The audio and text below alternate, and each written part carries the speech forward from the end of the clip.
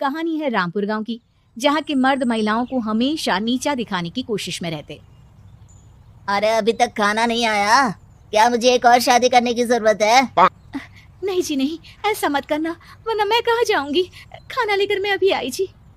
गांव की पंचायत में भी फैसले हमेशा औरतों के खिलाफ ही रहते।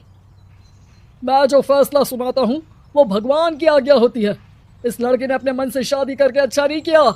लड़के को घर भेज दो और इसकी शादी इसकी जाति की किसी लड़के से करवा दो, लेकिन ये लड़के, इसे तो गांव के बाहर निकाल दो। नहीं नहीं जमींदार साहब, ये क्या बोल रहे हैं? ऐसा नहीं हो सकता। मेरी बेटी मासूम है, इसे अच्छे बुरे की समझ नहीं है। अरे कहाँ जाएगी ये बेचारी? कहाँ जाएगी? इतनी चिंता है तो पूरे परिवार का गांव निकाला कर देते हैं। बेचारे पूरे बसे बसाए परिवार को गांव छोड़ना पड़ता है।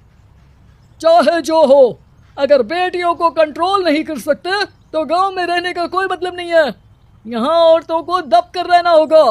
कोई भी अपने हिसाब से कुछ नहीं कर सकता, सब ईश्वर की मर्जी से ही होगा। तभी गांव का एक आदमी दौड़ा दौड़ा आता है। सरपंच साहब, जमींदार साहब, वो कालिया है ना, उसकी बेटी पढ़ने के लिए शहर जा रही है। अच्छा, ये कब हो गया?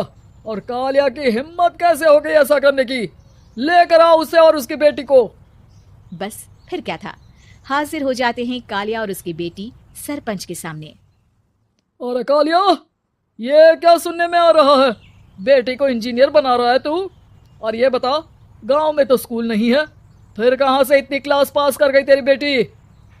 राधा, जो कि कालिया की बेटी है, उसे लगता है कि सरपंच उसकी तारीफ कर रहे हैं। सरपंच जी, मैंने ऑनलाइन पढ़ाई की है, डिस्टेंस लर्निंग से। सभी में मैंने अच्छे नंबर पाए हैं, जिसे देखते हुए शहर की इंजीनियरिंग कॉलेज में मुझे स्कॉलरशिप मिली है। वाह जी वाह, क्या होती है ये? पहले तो ये बताओ, फिर आगे की बात करते हैं। पूरा गांव राधा की बात सुन रहा था और राधा बोलती जा रही थी। तो ऐसे मैं फ्री में एक अच्छी शिक्षा लेकर गांव में जो कुछ परेशानियां हैं, जैसे बिजली, पानी और इंटरनेट जैसी समस्याओं के लिए काम करूंगी। मैं गांव को शहर से जोड़ने के लिए पुल का निर्माण करवाने का प्रस्ताव रखूंगी। मुझे पूरी उम्मीद है कि जल्द ही हमारा गांव भी तरक्की की राह पर चल पड़ेगा। राधा की बात सुनकर सारे गांव वाले ताली बजाने लगते हैं। सरपंच को समझ नहीं आता कि वो क्या करे। चुप रह नादान लड़की, गांव के खिलाफ जाने के लिए तुझे गांव से बेदखल कर दिया जाएगा, वो भी पूरे परिवार के साथ। और हाँ, अगर ठीक से गांव में रहना चाहती है तो ये पढ़ाई लिखाई छोड़ दे। हम तेरे लिए गांव का कोई होनहार लड़का देखेंगे। तभी गांव का एक आदमी बोल पड़ता है। अरे नहीं नहीं सरपंच जी, राधा बिटिया जो बता रही है, अगर वैसा हो जाए तो हम लोगों को पैसा कमाने के लिए बाहर नहीं जाना पड़ेगा। हाँ जी, और ना ही कोसों दूर पानी के लिए भटकना पड़ेगा। हमारे बच्चे भी अच्छी पढ़ाई कर सकेंगे और आगे बढ़ेंगे, ना कि हमारी तरह खेती करते बैठेंगे। क्यों गांव वालों, राधा बिटिया का साथ देना चाहिए ना। सरपंच देखता है कि गांव राधा के साथ है तो वो चुप हो जाता है। वो घर आकर अपने सलाहकार से बात करता है, जो बहुत ही चालाक किस्म का इंसान होता है। अरे सरपंच साहब, आपको बहुत ही होशियारी से काम लेना पड़ेगा। एक बार गांव तरक्की कर गया, यहाँ के बालक पढ़ लिए तो कोई ना पूछेगा आपको। और फिर ये जो बेटा और बेटी है ना आपके, इनको भी आम लोगों की तरह ही जीवन जीना होगा। हाँ, लेकिन करे तो क्या करे? वो ना आप मुझ पर छोड़ दीजिए, बस मैं जैसा बोलूं करते जाइए। अगले रोज सुबह जब गांव वाले सोकर उठते हैं तो राधा के घर के बाहर और साथ ही वो लोग जिन्होंने राधा का सपोर्ट किया था, उनके घर के आगे लाल रंग से कल आऊंगी लिखा होता है। कल आऊंगी, ये क्या होता है? अरे यह तो खून से लिखा है, लगता है कोई भूत प्रेत या चुड़ैल का साया है। चलो सरपंच जी के पास चलते हैं। सभी सरपंच के पास जाकर उसे सारी बात बताते हैं। और ये तो बड़ी मुश्किल की बात है। चलो, मैं एक बाबा को जानता हूँ, उन्हें बुला लेता हूँ।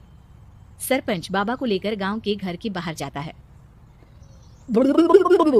ओहो, तो ये वो चुड़ैल है जो उन लोगों को निशाना बनाते हैं जो गांव को बदलने का सपना देखते हैं। वो गांव को ऐसे ही संपन्न देखना चाहती है, वो नहीं चाहती कि कोई बाहरी यहाँ का कायाकल्प करे। क्या तुम लोगों में से किसी ने गांव को बदलने की सोच रखी है? तभी राधा की माँ रोते रोते आती है। मेरी राधा घर से गायब हो गई है। अरे कोई तो बचाओ, मेरी बच्ची कहाँ गई? ले गई वो चुड़ैल, तेरी बच्ची को ले गई। अब वो उसे श्रापित करके छोड़ेगी, उस पर चुड़ैल का साया हो जाएगा। तभी बुरी सी हालत में राधा भी वहां आ जाती है। उसके बाल चुड़ैल की तरफ फैले होते हैं और कपड़ों में खून लगा होता है। सभी राधा को देखकर डर जाते हैं। माँ, पता नहीं मुझे कौन उठा कर ले गया था।